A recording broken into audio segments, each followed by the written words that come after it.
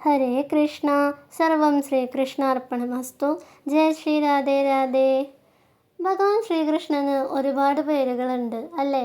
മാധവൻ, ഗോപാലൻ, കേശവൻ എന്നിങ്ങനെ. അങ്ങ് മഹാരാഷ്ട്രയിൽ ഭഗവാൻ ശ്രീകൃഷ്ണൻ വിഠ്ഠല എന്ന പേരിലാണ് അറിയപ്പെടുന്നത്. ഭഗവാന് ഈ പേര് ലഭിച്ചത് എങ്ങനെയെന്ന് അറിയാമോ? ഇതിനു പിന്നിലും ഒരു രസകരമായ കഥയുണ്ട്. മഹാരാഷ്ട്രയിലെ പന്തർപൂർ എന്ന ഗ്രാമത്തിലാണ് ഭഗവാന്റെ പ്രിയപ്പെട്ട ഭക്തനായ പുണ്ടലിക് താമസിച്ചിരുന്നത്. ആദ്യകാലങ്ങളിൽ പുണ്ടലിക് തൻ്റെ മാതാപിതാക്കളെ പരിചരിക്കാത്ത, അവരുടെ ആവശ്യങ്ങളൊന്നും നിറവേറ്റി കൊടുക്കാത്ത ഒരു മകനായിരുന്നു. മകൻ്റെ ഈ പ്രവൃത്തിയിൽ പുണ്ടലികിൻ്റെ അച്ഛനും അമ്മയും വളരെയധികം ദുഃഖിച്ചിരുന്നു. അവർ വീട് വിട്ടിറങ്ങി കാശിയിലേക്ക് പോയി. മാതാപിതാക്കൾ പോയതിൽ പുണ്ടലികിന് യാതൊരു വിഷമവും ഉണ്ടായിരുന്നില്ല. കാരണം പുണ്ടലിക് തൻ്റെ സ്വന്തം കാര്യം മാത്രം നോക്കി ജീവിക്കുന്ന ഒരാളായിരുന്നു. ദിവസങ്ങൾ അങ്ങനെ കടന്നുപോയി. അങ്ങനെയിരിക്കെ ഒരു ദിവസം പുണ്ടലികിൻ്റെ സ്വപ്നത്തിൽ ഭഗവാൻ ശ്രീകൃഷ്ണൻ പ്രത്യക്ഷപ്പെട്ടു. എന്നിട്ട് പുണ്ടലികിനോട് ഇപ്രകാരം പറഞ്ഞു: പുണ്ടലിക്, നീ നിന്റെ മാതാപിതാക്കളെ കണ്ടെത്തൂ, മാതാപിതാക്കളെ പരിചരിക്കൂ. അതാണ് നീ ചെയ്യേണ്ട ഏറ്റവും വലിയ കർമ്മം. ഇത്രയും പറഞ്ഞുകൊണ്ട് ഭഗവാൻ അപ്രത്യക്ഷനായി. പുണ്ടലിക് ഉറക്കത്തിൽ നിന്ന് പെട്ടെന്ന് ഞെട്ടിയുണർന്നു. അപ്പോഴാണ് പുണ്ടലികിന് മനസ്സിലായത് താൻ എത്ര വലിയ പാപമാണ് ചെയ്തതെന്ന്. അങ്ങനെ അടുത്ത ദിവസം തന്നെ പുണ്ടലിക് തൻ്റെ അച്ഛനെയും അമ്മയെയും തേടി കാശിയിലേക്ക് യാത്ര തിരിച്ചു.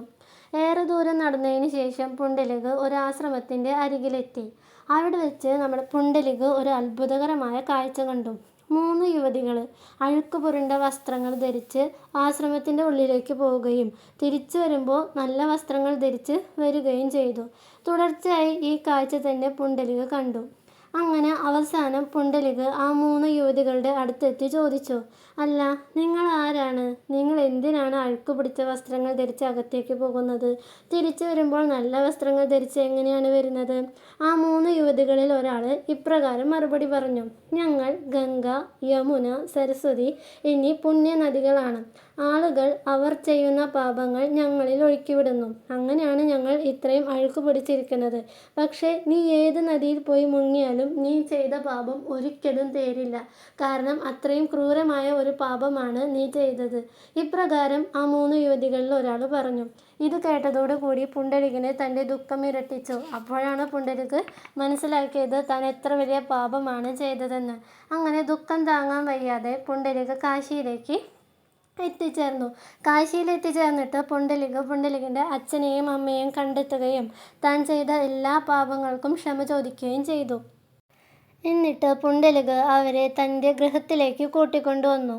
പിന്നീട് മാതാപിതാക്കളെ സേവ ചെയ്യുന്നതിൽ പേര് കേട്ട ഒരു വ്യക്തിയായിട്ട് പുണ്ടലിക് മാറി. മാതാപിതാക്കളെ നന്നായി പരിചരിച്ചു. അവരുടെ കൈകളും കാലുകളെല്ലാം അമർത്തി കൊടുത്തു. അവരെ തൻ്റെ മടിയിൽ കിടത്തി ഉറക്കി. അങ്ങനെ കൊച്ചു കുഞ്ഞുങ്ങളെ പോലെ പുണ്ടലിക് അവരെ പരിചരിച്ചു. പുണ്ടലികിൻ്റെ ഈ പ്രവൃത്തിയിൽ ഭഗവാൻ ശ്രീകൃഷ്ണൻ സന്തുഷ്ടനായി. പുണ്ടലികിന് ദർശനം നൽകുവാനായി ഭഗവാൻ പുണ്ടലികിൻ്റെ വീടിന് മുന്നിലെത്തി.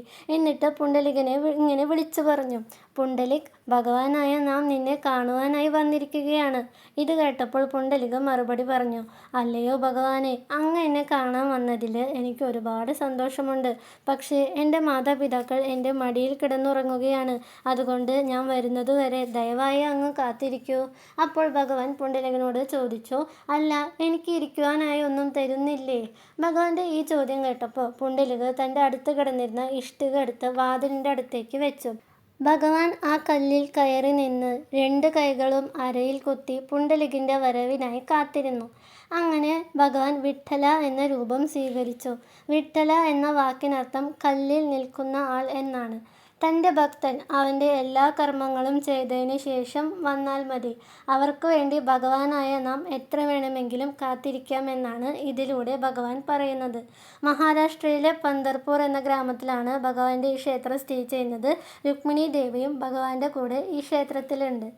ഇതാണ് ഇന്നത്തെ കഥ. ഹരേ കൃഷ്ണ. സർവം ശ്രീകൃഷ്ണാർപ്പണമസ്തു. ജയ ശ്രീ രാധേ രാധേ.